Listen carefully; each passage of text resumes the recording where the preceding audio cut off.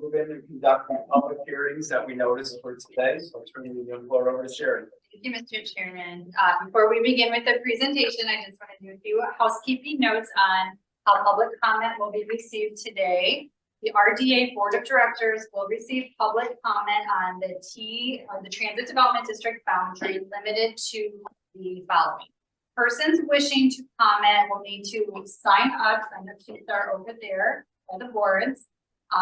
Write and verbally state your name and address when approaching the podium. For persons attending virtually, we ask that you type your name and your address into the chat function if you wish to make a comment, and then you will be called on individually. When called on, state your name and address verbally. If you wish to make a comment in writing only, please type your name and address into the chat function along with your comment. Or you can email your comment to Dave Wellman, and I'll say his email address, Wellman, WELLMAN, @rda.in.gov. Public comments will be limited to 3 minutes per person. Only comments related to the Transit Development District boundaries will be in order. Commentary on NICD, the rail operator, the rail planning, transit-oriented developments within each of the communities will be ruled out. So with that, we can start the presentation, and I'll just say a few words and then turn it over to my colleague here, Erin Kowalski. So good morning, RDA Board of Directors, audience members, and our virtual participants. I'm Sherry Ziller, the President and CEO here at the Regional Development Authority. It's my privilege to be here today for the consideration of establishing 3 of our transit development boundaries. I am joined by members of the RDA planning team, MKSK, Policy Analytics, and KPMG. We have a short presentation for you. We're going to sketch out the impact of the rail projects here in Northwest Indiana and how RDA has worked with our local communities to draw the boundaries of each of our transit development districts being heard today with each of our communities' investment goals in mind. So I would like to thank the following officials from our TDD communities, most of which I see here today in the audience. I would like to thank, for the City of Hammond, Mayor McDermott, Bill Talon, Chief of Staff, also board member, and their leadership team, Michael Berry, and the Porter Town Council, Mayor Prince, Trent McCain, Terrell Bonds, and Rachel Morgan Caesar, and their entire leadership team. Your support has brought us to this point, which is a huge milestone for Northwest Indiana to have achieved. So we do thank you for your collaboration, and we remain engaged and optimistic about the future of development here in Northwest Indiana and our communities. And we look forward to continuing to make this a successful development process. So with that, I will turn it over to Erin Kowalski from MKSK to carry on with the presentation for today. Thank you. Thank you, Sherry. Thank you, members of the board. So 2-part presentation, we're going to go through pretty quickly. The first part here is a presentation of the overall transit development process. There's a couple new board members since we were here last year, but for those that were here last year, this is a very similar presentation. So I think you all know that the role of the RDA here, and members of the public and community representatives, the role of the RDA is to lead the project from a transit development district creation perspective. There is a steering committee represented by each of the communities that have transit development districts. Those meet quarterly. And the RDA really is working closely with each community and has worked closely with the community for which the boundaries have been established to identify those boundaries that are really focused on elevating the potential of the historic investment in Southwood Double Track and the Westlake line by both the state, RDA, federal government, and local communities, and trying to leverage that in a way through the Transit Development District or TDD legislation that was established in 2017. We'll get into what that means here in a little bit, but the goal of TDD is to enable transit-oriented development and economic development within the districts and allow for the communities to compete at a deeper level with the Chicago suburbs. And it's proven that Chicago suburbs that have seen investments in transit, new lines, extended lines, new stations, have seen follow-on economic development. So this is really an opportunity to supercharge that economic development. It'll also allow for the state to receive a return on investment for this historic investment. So this is all about promoting transit-oriented development. That type of development is different in every community in Northwest Indiana. In some communities, it is revitalizing the downtown area, such as in Gary. In some communities, it's just good quality walkable development, such as in South Hammond or in Porter. So it's different in each community, and that's why we've gone through this process hand in hand with the communities to understand how we can help promote their own local economic growth goals. This is a half mile or 320 acre boundary maximum allowed by statute as round one. It can be expanded once up to 640 or 1 square mile area, parcel area. And so this is a process that we've gone through step by step with leadership in each of the communities to get free before you today. This is not zoning or comprehensive planning. There is no development. There is no eminent domain that is taking part as part of this process, and it's not a growth project.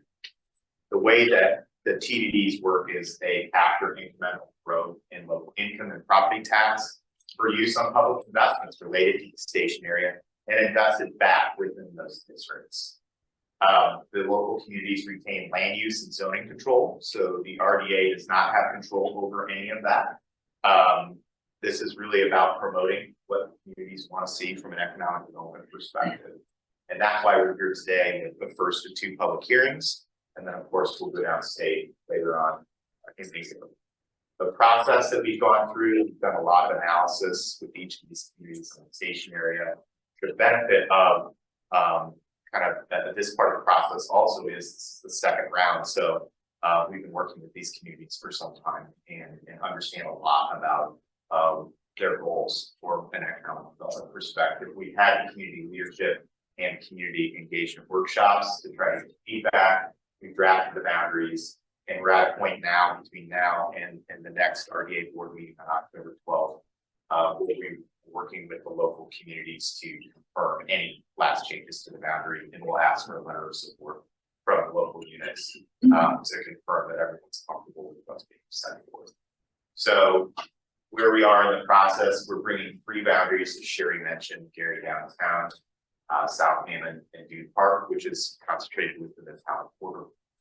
Before you, we've done our analysis, we've done our workshops, we've completed the draft boundaries, we've completed some high-level development and land use planning guided by the community's various plans. We also have nwitdd.com. We've kind of updated this website. And we're at the point now where we're making final tweaks to the boundaries with the local communities. We're very close. And that's going to happen yet this month so that we can bring these boundaries back to you all next month for final approval with letters of support. And then again, go down state tentatively. State budget committee is meeting in October and November. So we're trying to confirm which of those 2 meetings we're going to hit. And just remember, this isn't just the boundary. This is the ability for the RDA through state statute to complement the economic growth paths of communities in a way that's authentic to each community. So with that, I would ask the board if there's any questions, and then I would be ready with Sherry and the chairman's permission to go into the individual presentations. Thank you. So before you today are 3 boundaries: Gary Metro or Gary Downtown TDD boundary, Hammond South TDD boundary, and the Dune Park, as I mentioned, Porter TDD boundary. And so we're going to start with City of Gary. We do have Rachel with the city here today, so thank you for being here. We're going to go through the boundary and then we'll allow for comment. So the TDD in Gary, we work closely with the administration on this, also with representatives from the Gary Housing Authority and other key stakeholders in the community. And this is 308 acres in total, so it's under the 320 threshold established by statute.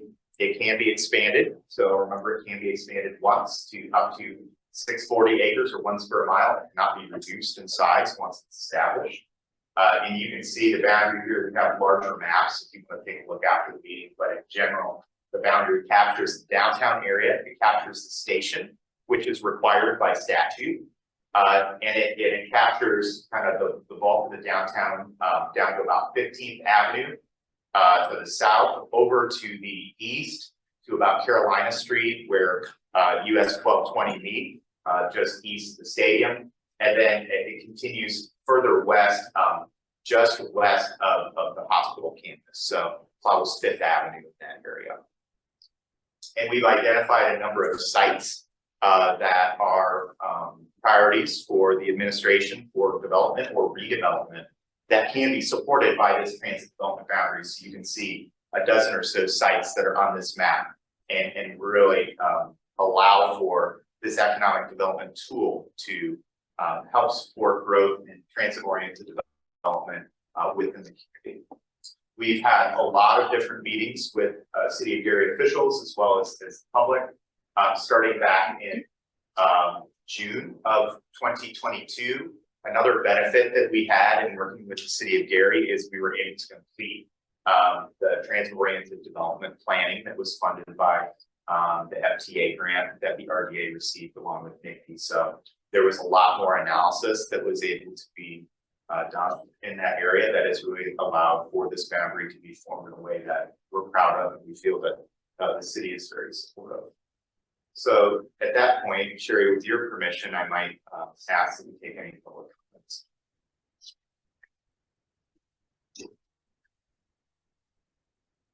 Good morning, board members. My name is Rachel Caesar, and I am from the Mayor's Office of Constituent Services. I am here representing Mayor Prince in the City of Gary today. Mayor Prince is actually delivering his final State of the City address this morning. So he and Deputy Mayor McCain, both who would normally be here, are not able to do so. But I'm here to speak in support of the boundary that has been identified for this initiative.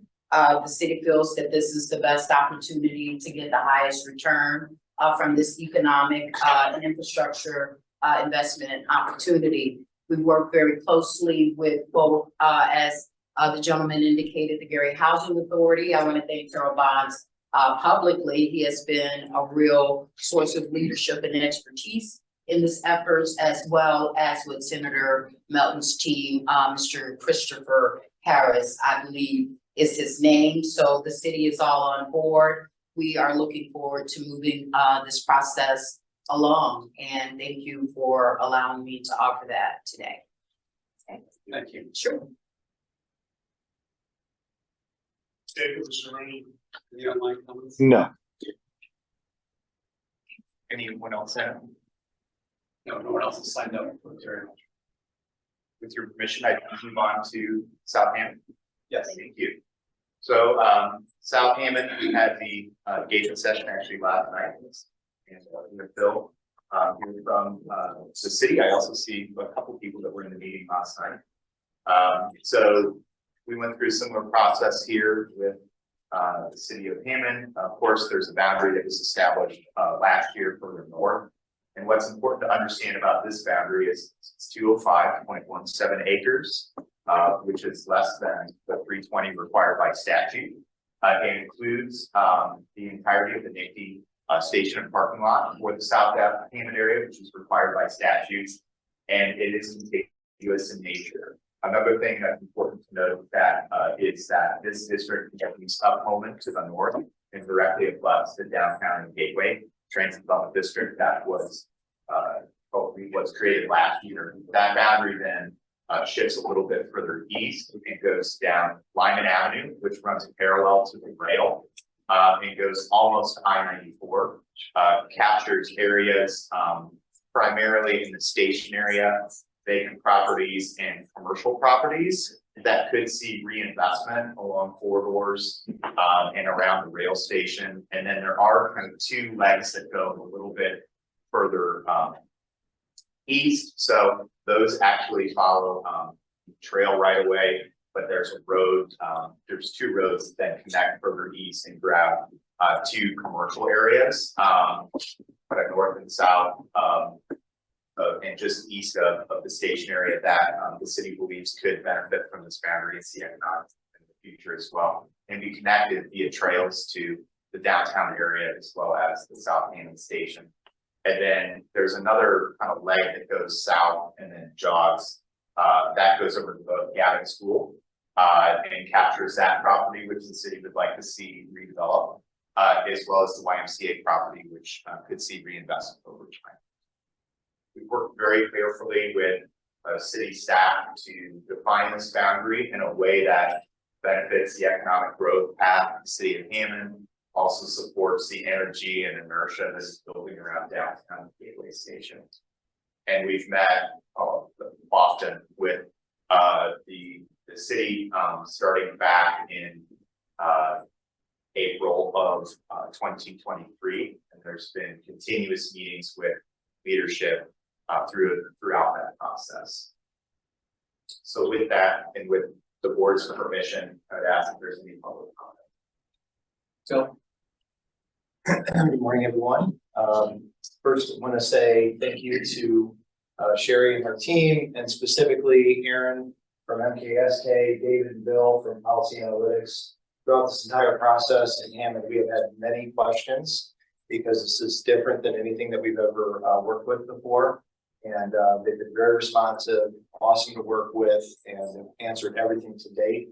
And I'm sure we'll have 10 more questions in the next week or so. So the city of Hammond took this process very seriously. We understand that this is a tool we've never had access to in the past, specifically when you're talking about local income taxes. So we understand that the boundaries that we're creating today could have a major positive impact on the future of Hammond, Indiana, not just for this TDD, but also the Gateway Station TDD. I hope that you look at it. If you have any questions or anything, please feel free to talk to me about why we chose certain locations as opposed to others. With that, I know we also have somebody here who was at the session last night that's going to speak to you, but we just look forward to using this tool and bringing in more residential to the city of Hammond, specifically in this area of the city, which is more of a residential area. We also think this station specifically is going to be used probably by Purdue Northwest. They're probably going to have some better access to their school specifically from the station. So we're kind of keeping that in mind as we set the boundaries as well. So with that, I just want to say thank you. Nathan Reeder. So please. Hi, Nathan Reeder from Hammond. I'm 7234 Alcott in South Hammond. My office is at 7007 Indianapolis Boulevard. In 2027, we'll be celebrating 75 years selling real estate in Indiana. I was excited when I heard about the train station coming in. I live right off 173rd Street by Purdue Cal, and I was kind of picturing a bus taking people up and down 173rd Street to the train. People from Chicago getting off of the train and taking the bus up 173rd Street to the school. So when it's all district, it kind of veered off of 173rd to 175th. I don't mind sitting that boundary on 175th because that might be a bus route itself, but I think it'd be easier to get to the YMCA and the Gaelic High School. We went straight up 173rd, and 173rd at Columbia Avenue is quite a bit of multifamily housing there already. And there's quite a bit of vacant land, particularly surrounding the public library that was closed. One other section is just on the other side of the expressway there. You can see along Harrison Avenue, it drives up to the expressway and stops. But if you come just on the other side of the expressway there after that interchange at Calumet Avenue, the only thing over there right now is a haunted house. It's open a few weeks a year. It's quite a few acres. That seems like it could be developed into multifamily housing. But we only have 205 acres right now inside that transit development district, so we're kind of leaving 15 acres or so on the table. And I think if we went up 173rd Street and on the other side of the expressway, we could make it a full 320 acres. Thank you. Thank you. Any online comments?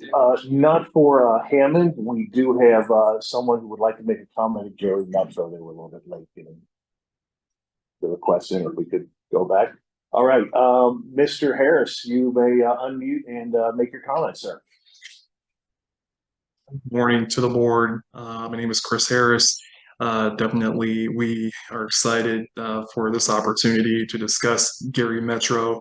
I'm with the Milton team, and like what Ms. Caesar mentioned, we definitely are in communication to ensuring that we create the best boundary possible for downtown Gary. It's important to many of our residents and constituents. The goal and the effort is really to focus on our primary corridors and focus development along Broadway and Fifth Avenues. The initial draft boundary is something that is malleable, and we hope that we can maximize our opportunity. I believe that 320 acres is the max acreage allowed for the TDD. And if there's any opportunity, I believe that we're just short of that. We definitely open and welcome public feedback and maximizing that the first go around as much as possible along our primary corridors to drive investment in areas that people frequent and travel most. Those are the first impressions of our city, and we're happy to receive any feedback regarding these initial boundaries with the intention that it may grow a little bit either to the south along Broadway or to the east or west to, again, support and maximize the amount of tax revenue generated in this TDD in effort to be able to make more impactful capital improvements much faster than lower residential density areas. But we're in alignment and communication, and just want to make sure that if we have that opportunity to maximize the 320 acres allotted the first go around, that we have that opportunity. I yield my time. Thank you. Aaron? Anybody else sign up for Hammond? No. All right. Thank you for your comments. We'll be getting with the city and making further modifications based on their feedback. So the third and last discussion today is about Dune Park, so the border district, and I believe we have these one representative, Barry, from the town of Florida, working closely with here today. So this is a little bit of a unique boundary because the station is further north and is almost entirely surrounded by state and national park property. So we took a little bit of a different approach in close collaboration with the town quarter. On this process, the town has just completed their comprehensive plan update. And so they are seeing opportunities for development and redevelopment around the Indiana 49 and US 20 interchange, as well as within the town. And so what we've done is included the station within this boundary that's required by statute. We're at 280.99 total acres at this point in time, so we're under the 320 allowed by statute. And we've drawn this boundary in such a way that it really is promoting economic development that follows the town's comprehensive planning efforts near the station. In some cases, there will be trail linkages to the station that are planned. It'll also allow for this area to serve as and to continue to be built as a gateway to the state and national park. And there's already projects in the hopper with the town for some tourism and hospitality based businesses that would be within the TDD boundary. The convention and the tourism Bureau for Indiana Dunes Tourism is also within this area. There's no state or national park area included within this boundary. So this is all developable property within the town. There is a leg at this point that does continue up Waverly Road up to the former Johnson Beach Inn, which is some lakefront property that the town sees redeveloping here in the very near future. We had a public meeting and there were a couple suggestions. So we're going to likely work with the town to make a few more tweaks to this boundary. But what's important to note is all the areas we've identified, with the exception of the station and the boundary, are redevelopment opportunities or development opportunities in vacant land within the town. And we work really closely with The town actually started this process a couple years ago and then COVID hit. And the town was doing their comprehensive plan update. They asked for us to wait until they finished their comprehensive plan. We did that. And we started meeting with them. Again, we were checking in along the way, but in earnest, we started meeting with them this past April and worked diligently over the last 7 months to arrive at this boundary. And at this point, with the board and Sherry's permission, I'd ask if there was any public comment. Michael Barrett.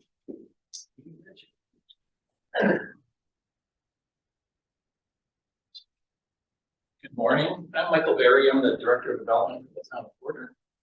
Aaron, and my work address is 303 Franklin Street, Porter. My home address is 668 East 900 Northwest. Aaron kind of stole my thunder, hit all my high points.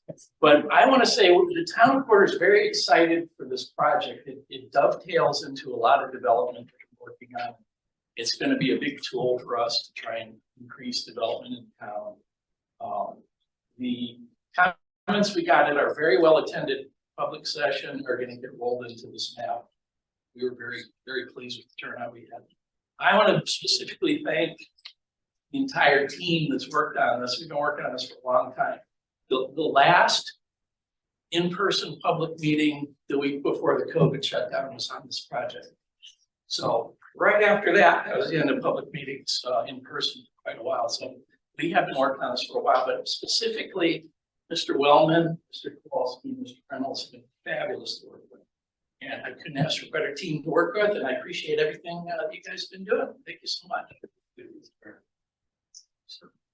David, anybody online? No, sir. Final comments here? No final comments. Appreciate the opportunity to present to you all. Look forward to working with the local units to make final